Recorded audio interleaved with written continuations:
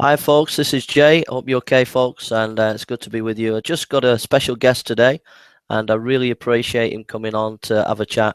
And it's Bernie, and it's good to see you, Bernie, and thanks for coming on. And I look forward to having a chat with you, bro.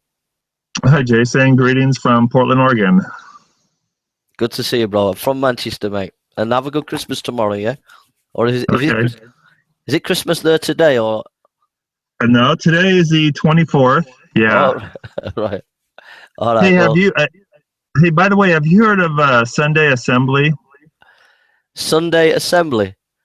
Yeah, No, in no. London. It started in London.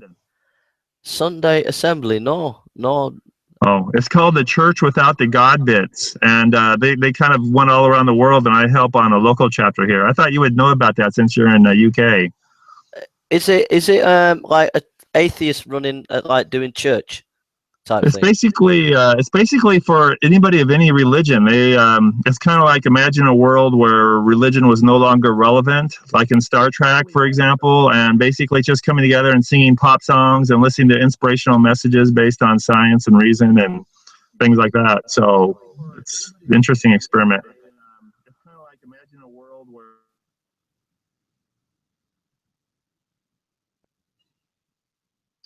I'm not sure if I lost some connection with you there.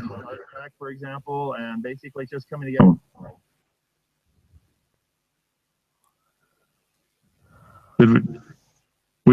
It sounds like, did we lose some connection? Yeah, a little bit. Go on, keep going, Bernie. I can't see you, but if you we're still on the Google Hangout, bro. Okay. Well, I was just mentioning maybe I'll talk a little slower since we're going over the long internet wire over the ocean, I guess. Yeah, Sunday Assembly they call it a church without the God bits. So basically they do popular singing, popular songs, and have lectures based on science and reason. It's like as if in the future, 1,000 years from now, God is irrelevant because nobody cares anymore. Yeah, I've noticed one or two things like that popping up in the UK, but yeah. So I'd be interested if you got a website link or anything that people could look at, bro, or anything. Okay, yeah, sure. I'll try to send it to you later. But it started in the UK, so I thought you might be familiar with it. Not that particular one. Not that particular one, bro. Okay. So it's over to you if you want me to start or if you want to start. Yeah, I'll let you start. I think we talked about. I said I think it'd be interesting to talk about the reasons for believing in the existence of God, because a lot of these other debate questions stem from that, like what is the meaning of life and what is morality and all that stuff. The answer changes whether God exists or not. So it seems to me the most important question is, does God exist? So I thought that'd be an interesting thing to talk about. Okay, well, I looked at a couple of your shows, a couple of your videos today, and you kind of seem to bring up four things. You ask questions about Adam and Eve, you ask questions about Noah's Ark, and one about morality, and then one about why is there something rather than nothing or something. So I watched a few videos where you bring up those questions, and so I've thought about it. And I think for me, I can't.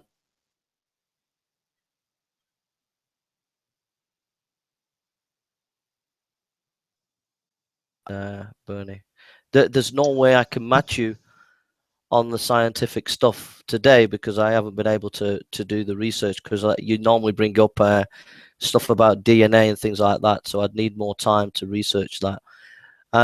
For me, I think that it comes down to rationality, because all these arguments that you use and in defense of your position, and if you look at the history of Western thinking for the last 200 or 300 years, I think it comes down to rationality and an explanation of rationality. So for me, one of the things that I find compelling is the transcendental argument, which Greg Banson uses, or has used, and that is to say that we can't know anything without positing God. So, for example, the laws of logic, the basic laws like the law of non-contradiction.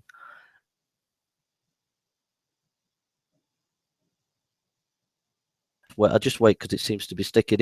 If logic is material and something that we've invented, then how does that work in a scientific materialistic construct? Well, first off, when you say materialistic, I think a better word, if we could agree, would be naturalistic worldview. You could say I'm a materialist. But the thing that kind of is misleading about that is people think of material like it's a substance. And for example, at the time of the Big Bang, it said that there is no material whatsoever. There's nothing solid. There's just pure energy. And then according to E equals MC squared, energy can transform into matter, and that's where all the matter came from, the Big Bang. So just to be clear, I don't believe that matter is everything. I mean, there's energy also, and there was energy, all energy before matter, most likely, in this universe. But when I say materialistic, I mean it in that broader spectrum of whether it be matter, whether it be energy, it's some kind of substance. Well, energy is not a substance. Well, I don't want to argue about words. It's something. It's rather than nothing, is it not? Sure, yeah, but I mean, usually a substance has like electrons, neutrons, protons, and all that, and energy does not have any of that. Well, I'm not using it in a sort of scientific sense. I'm just using it in a broad, general sense of trying to say that there's some things that are there rather than not there. Sure. Yeah. Semantics. The issue is about, do you regard the laws of logic, those basic laws, like the law of non-contradiction, are they material in terms of relational to matter? Are they related to energy, or are they immaterial and not related to them at all? Yeah, they seem to me they're immaterial, but I would also like to say that there are certain questions that philosophers with PhDs will argue amongst themselves. Like, for example, one question is, do numbers really exist ontologically? Do they exist somewhere? And somebody might say, like, well, of course they exist. I could see two ducks in my duck pond, and it's like, well, you see two, but that's not really a two in nature. That's a human construct. And so, do numbers actually exist? And I heard William Lane Craig, who's the most popular Christian debater. Did I lose you? I think. Okay. I'm not sure if we lost connection. Yeah, I was going to say William Lane Craig is the most popular Christian debater, and he says this is something that philosophers debate about, like even if numbers exist. And so, did I lose you again? Okay. So I think numbers are kind of like morality. So numbers and morality are like the same question. Do these ontologically exist? Okay. I'm not sure how much you got that, because it seemed like my video feed was getting messed up.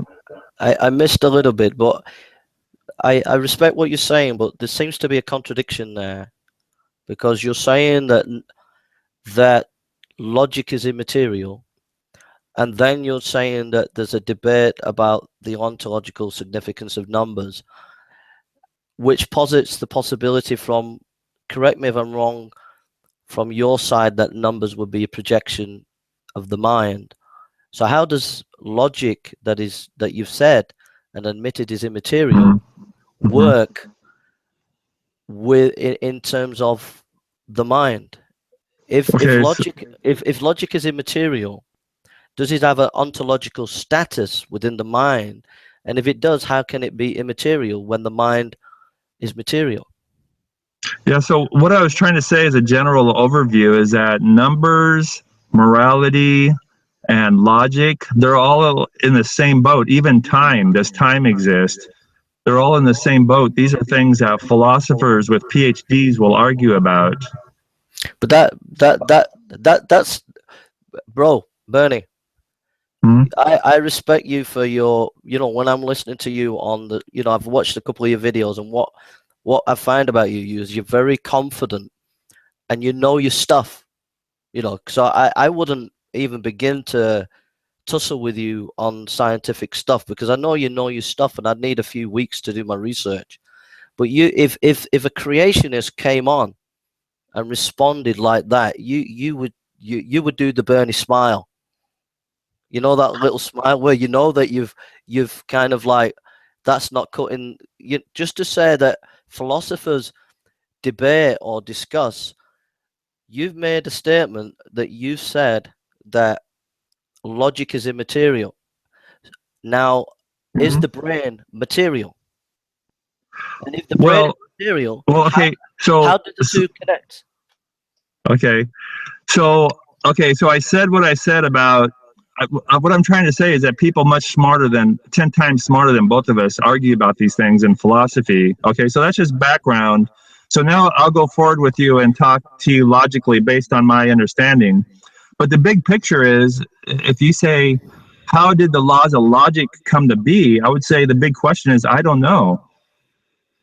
Well, the law of non-contradiction was discovered by Aristotle, and it was debated by Hegel tried to negate it, but if it's something that we've invented, or it's a social construct, then it's not really, everything that you've been doing, you're arguing for against creationists, and everything that we're doing No, no, now. no, wait, I would not say it's a social construct. Okay, I, I, I think we have agreement that it's something that's separate from time, space, matter, and all that stuff. It's something that transcends that. okay. So is it something that is created by the mind itself, even though it's not a social construct? Well, like you said, I agree with you. I think we think similarly that it's discovered. But you've admitted that it's immaterial, but is it a projection? Is basic laws of logic? Is it something a projection of the mind, or is it something that is also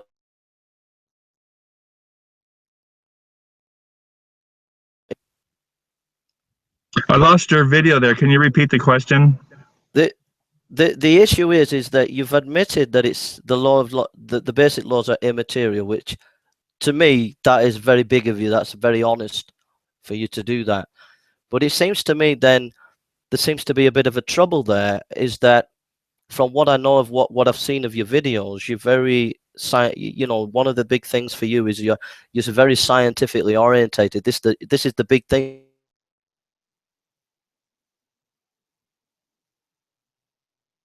that you would be believing in some kind of materialist understanding of the brain, that the brain is material and Well, therefore. instead of saying material, can you say naturalistic? I think it makes more sense. It's more Okay, clear. okay, if you want me to do that, Okay. I'll do that, Bernie. Yeah, if it Okay. if it if it's from a naturalistic perspective on the brain. So how could you just? I'm not trying to trick you. I'm just trying to.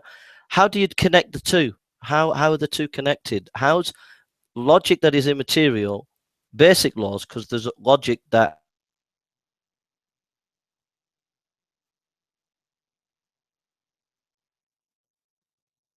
brain to this immaterial logic. How do you get the two together? Okay. Because I think I lost half of your question, but I got some of the words. So the way it seems pretty clear that we have the physical brain, and from the physical brain emerges a mind, just like blood flow emerges from the heart and the circulatory system. You've got the mind, which is an activity of the brain. So I don't see anything supernatural going on there. so Yeah, go ahead.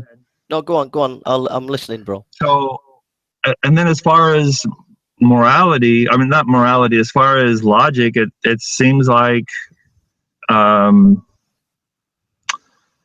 it seems like there's logical truths out there, and I don't know, like I said, I don't know. I'm kind of like you, where it's not something I'm an expert at. I think it seems like that's a very difficult question for even people with PhDs to understand. Well, to me, it goes to the heart. If you look at the history of the Enlightenment, if you look at Kant and the great philosophers and the great scientists up to the last 200 years, the issue of this, all this creation, evolution, and all this, it all comes down to rationality and how we understand rationality, and whose position is most rational. And and so if we can't really grapple with this question of the nature of rationality, because that's the key. Because when I'm listening to you debating, what you're doing is you want to explain things in a rational way, and you believe that your position is a more rational position, and I respect that position, and so this issue of logic and the nature of logic is not just a philosophical pie in the sky, or it is a very deep debate, which you're correct to say that, and I think that's really right to say that.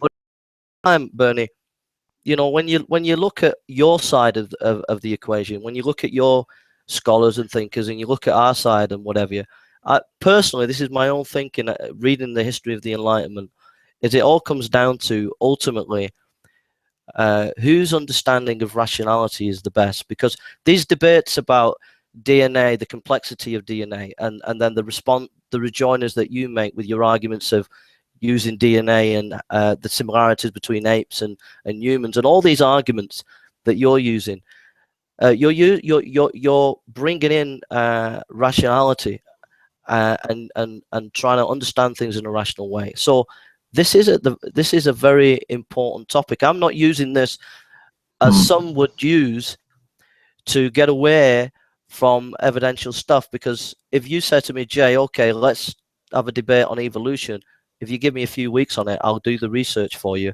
and I'll look at, you send me the papers, I'll read it. But I think it is an important topic, and you are right, it is quite deep.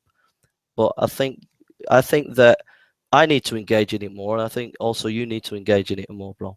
Well, let me give my opinion is the question doesn't matter at all, because we have an agreement that rationality is important, logic and reason is important. So we already have a common ground. So from my perspective, what we need to do is move forward. And for example, when I talk to Kent Hovind, he's a young earth creationist. He says there's no evidence for evolution. I say there is evidence for evolution. So we have common ground of logic and reason. The whole debate is over the evidence. It has nothing to do with where did logic come from. Another thing I want to say about what you said is, you said you have your side, I have my side, but there's no such thing when it comes to evolution, because you can find evangelical Christians like Francis Collins. In fact, most of the scientists, even if they're religious, they accept evolution. So evolution is not an atheistic thing. There is no your side. There is no Christian side to evolution. There's a lot of Christians that accept evolution. Okay, I think if I can come back at you, that is that my expertise is historical Jesus studies, not in evolution like you and stuff like that. And in historical Jesus studies, there's a guy called Dominic Crossan who's a skeptic, and he was challenged by James White, and James White said there are presuppositions that we have to put on the table, and he said, and in his Irish accent, he said, yeah, but there's data, he said. So he's agreeing with you there in terms of there's data that we've got to look at, and there is common ground, but there is a complex interplay between evidences and our presuppositions. There is that complex interplay, and so yes, there is common ground, but at the same time, we do have to look at the nature of evidence, and I would totally agree.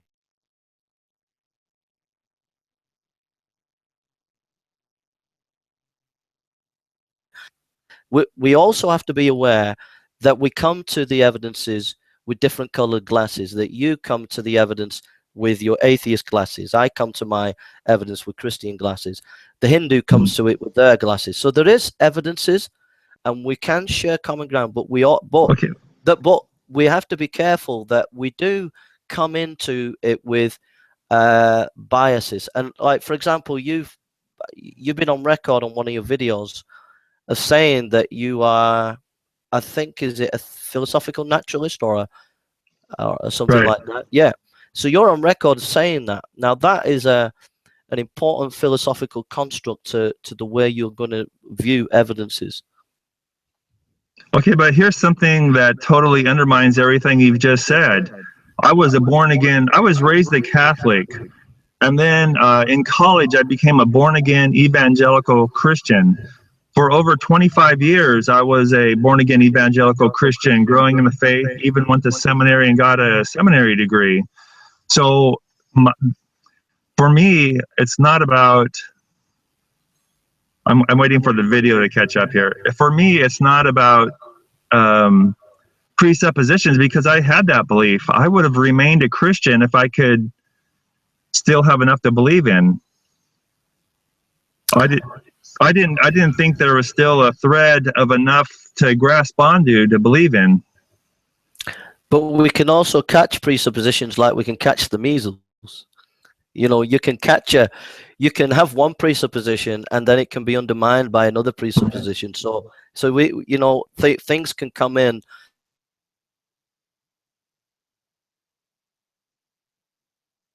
It's, it depends what culture you're in and how, if you're going to a university and you're listening to lecturers, you could catch the presuppositions without you realizing it. But the point is, what the issue is here, the important issue is, all I'm saying is that this issue about logic and the nature of logic exposes certain philosophical constructs within your presuppositions and mine, and it's about whether your presupposition matches the reality of what you're saying or what I'm saying. But, okay, let me tell you something. Have you heard of, there's a logical fallacy called confirmation bias? Do you know what that is? I have, but you'll have to refresh me. I've just did a lot of logical fallacies today. Yeah, so confirmation bias, it doesn't seem like a logical fallacy, because usually logical fallacies have to do with bad logic, but I've seen it listed as a logical fallacy.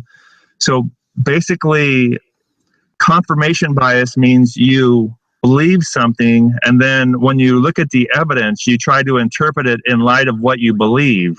Yeah. And what you should do is try to look at evidence more impartially based on what makes the most facts. And when I was a Christian, my presupposition was I wanted to believe. I did not want to leave the faith. When I became an atheist, it was bad news for me. It was a depressing way to go, but I figured I had to pick the truth over what feels good.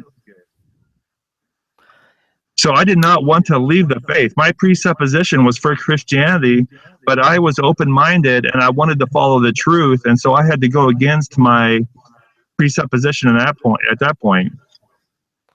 And basically, I don't even like the word presupposition, because it sounds like the same thing as confirmation bias.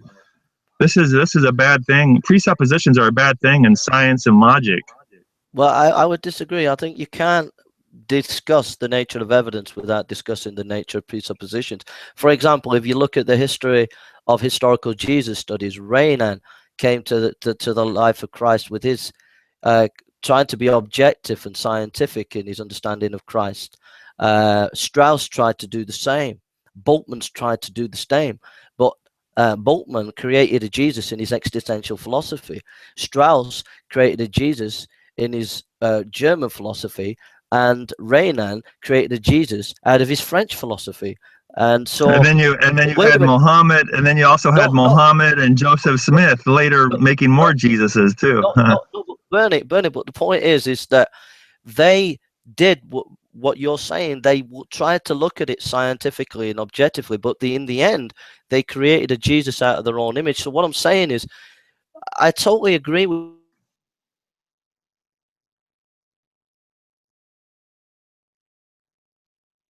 you in historical Jesus studies. Data is important. I don't disagree with that. I don't discount that. And I know that you get frustrated when creationists maybe use presuppositional apologetics to get away from looking at the data. So I appreciate what you're saying there. But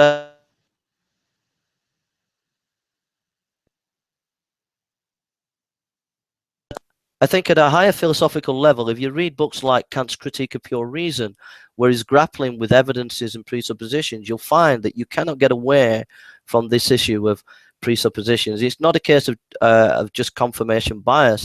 It's about looking at your presuppositions and saying whether they comport to reality. And your presupposition that that logic is immaterial does not comport with your naturalistic position, because you know that you believe that the brain is a material object. And how does that work within your position? And it's no good just saying it's all about confirmation bias, let's move on to data. But we can go on to another topic if you want. I think we've exhausted this one. Well, it seems to me like you're mixing some things up too. When you talk about trying to prove logic, that's the thing is, like I said, we have a starting point. We agree about logic. We're not trying to disagree over whether logic is good or bad or how it works. We agree to basic logic. I personally think most of the problems with young earth creationists like Kent Hovind, for example, is he is scientifically naive. Like, I asked him if he knew about fused human chromosome number 2, and then he said yes, and we talked about it, and then it became obvious he didn't know the argument. So, you know, he says there's no evidence for evolution, and I asked another apologist about this, and he said he wasn't really familiar with these arguments. And as far as I'm concerned, you're not really an apologetics. You're not even in the game until you understand the evidence for evolution. You cannot say there's no evidence for evolution without being aware of the evidence. And the evidence is really quite deep, and it's quite amazing, and it's out there. It's not like it's a hidden secret or something. There's tons of evidence out there on so many different levels, on DNA, on biodiversity. There's just so much science out there, and it's really true that in order to not understand it, to not accept that, you have to be naive, I think, scientifically. But even if I granted you all that you say is correct, you would still undermine your position, because your position is rationality. You're trying to be rational. And if you're trying to be rational,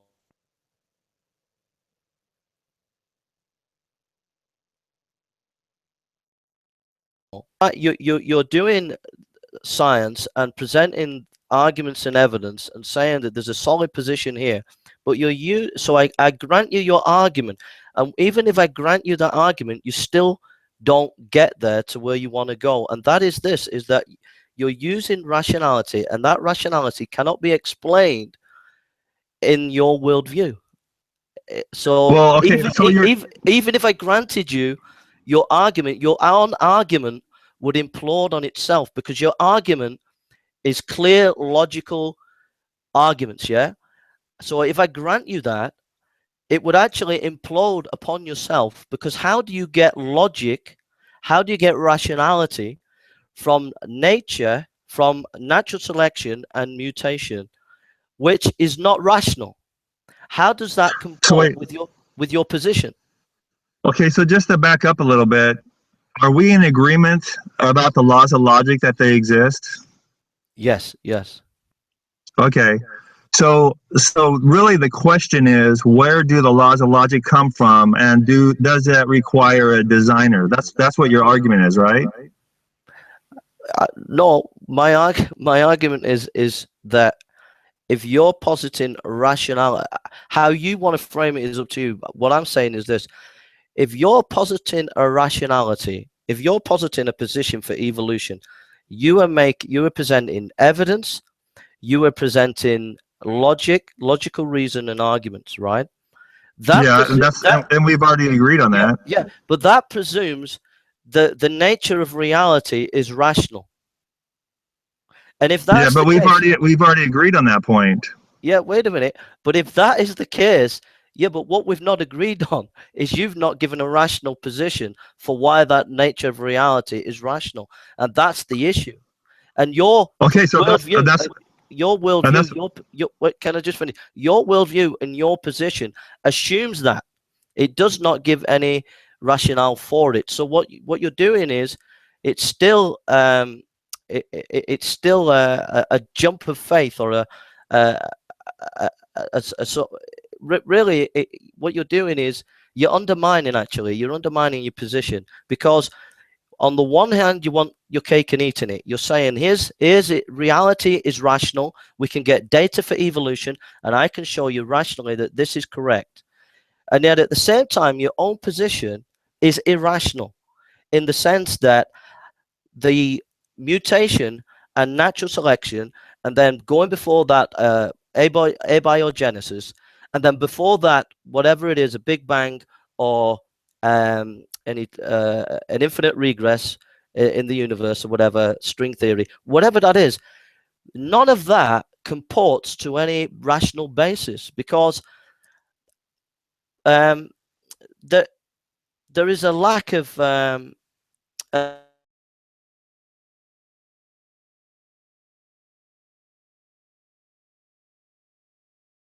whereas in the Christian position, God is rational by nature. And so therefore, if the universe is made, and if we're made, then it explains why there is rationality, why we can have rationality. But without that personhood at the beginning of the equation, it seems impossible to connect the two, from a big bang to abiogenesis to natural selection and mutation to rationality. And that's the issue. It's not the evidence that you posit and the logic implodes upon itself, because it is not able to give a foundation of rationality. so basically, like I said, the whole point of your question is asking the question, what is the foundational basis of logic and reason? That's what you're trying to say, right? Okay. That's your whole question. And you're trying to say, I have no basis.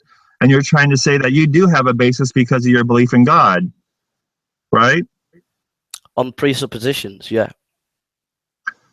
Okay, so that's a whole different discussion versus, I mean, that has nothing to do with evolution, because when we talk about evolution, we go forward and we say, okay, we agree to laws of logic and all that. Now let's look at the evidence.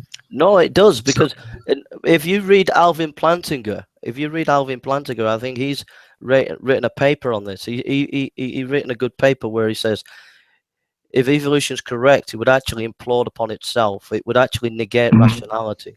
So I mean, yeah, I know what he says, and he's totally goofy about this. He's basically saying that he's saying by definition, evolution is for basically survival of the fittest. It's about filling an ecological niche. It is not about determining truth. And so there's no reason to believe in evolution that humans would evolve to determine truth, which I think is a really silly argument, because evolution is really an arms battle, and the development of the mind is part of that. And in this struggle for survival, we have to develop our mind, and that involves developing truth, because science, for example, gives us the best weapons, like nuclear technology, and nuclear technology is hardcore science. So to me, it's very obvious that evolution does, I mean, our brain power and truth seeking does help evolution. But it's just kind of a silly argument from him. It's not a silly argument. You're actually negating what you're saying. If you say Dr. Meyer, I think it was Meyer, who died a couple of years ago, he's a world authority on evolution. He said that evolution is a historical science, in the sense that we have to go back and look at history. If you look at Francis Ayala, who was who's a philosopher and a biologist, and he talked about in the 1950s where the PhD students in biology were told not to use the word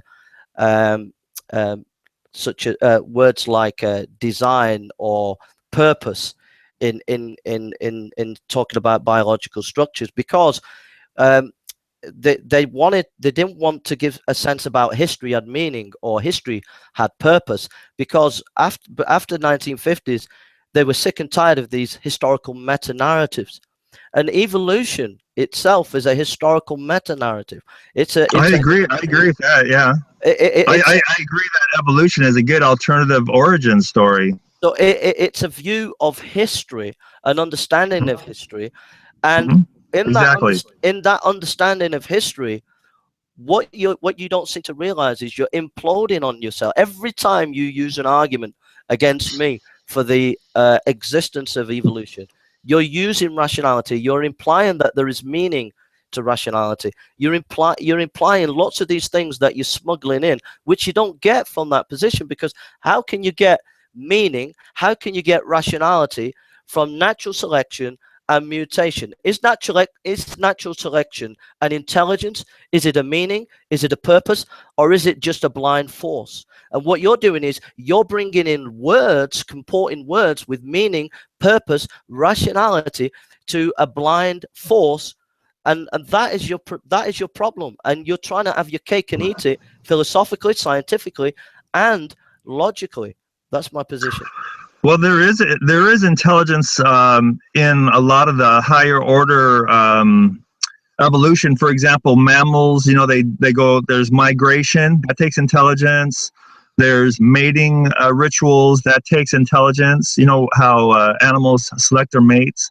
So it's not just all blind mutation only. There is a mental part to natural selection in the higher animals, at least. Probably not with the lower things like bacteria and viruses, obviously. But you can't have your cake and eat it.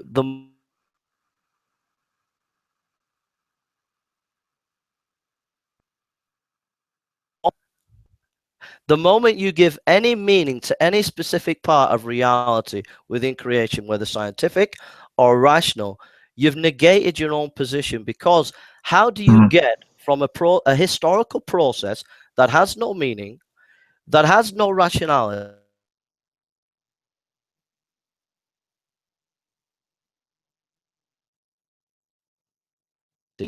So every argument that you're going to use against me, what you're doing is you're smuggling in a historical process that doesn't give you that foundation.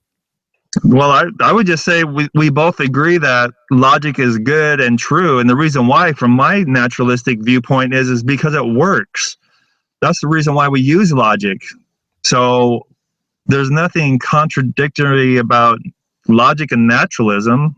Just like I said before, logic, numbers, time, these are all deep philosophical concepts that people argue about whether they even exist or if they're just things that humans use as models that work.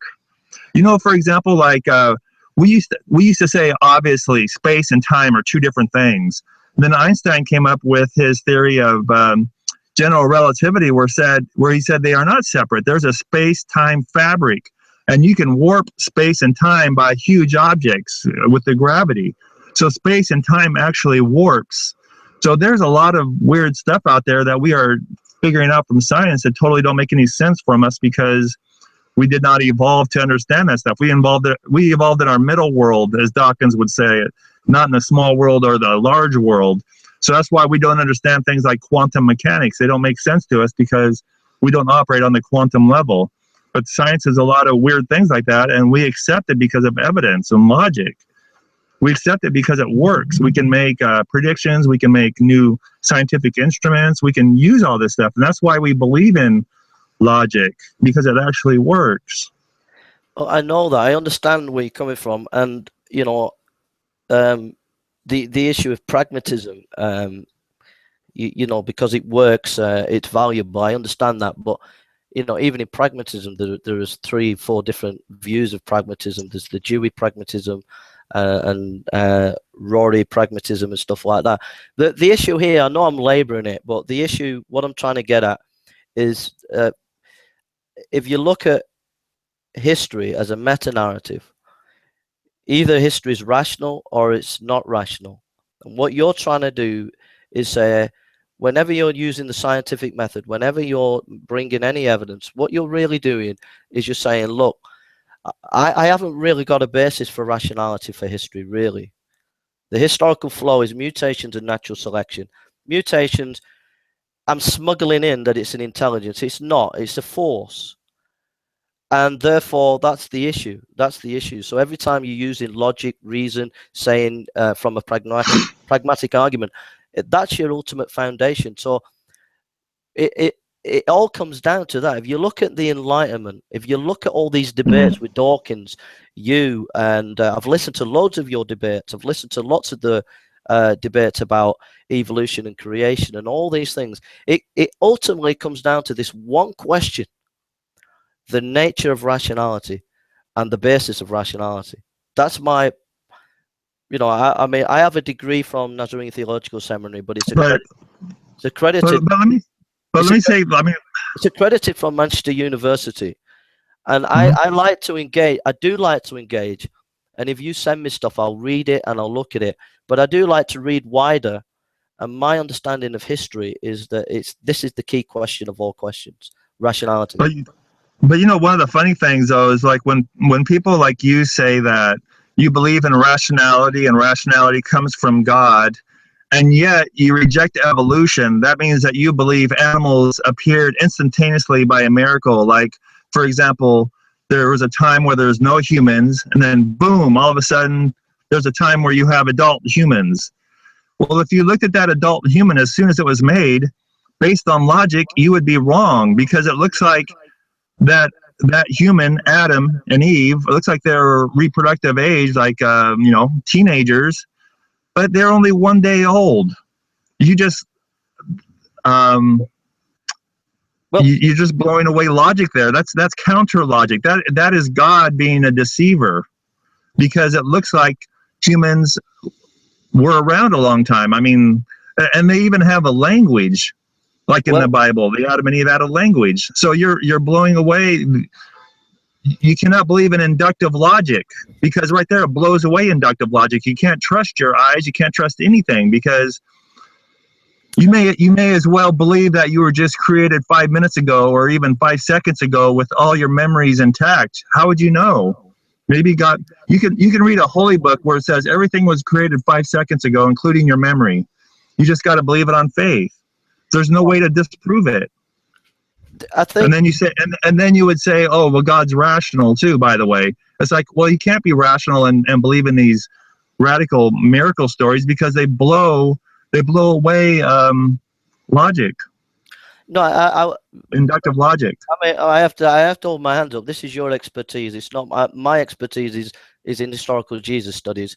Your expertise is you debate specifically on these topics. So I don't want to crush swords on the specifics, because you'll know a lot more than me, and I'd need a few weeks to do the research. But what I would know from an academic point of view is that, if you've got data and evidences and scholarship, and you want me to look at it, I will look at it and I'll engage with it.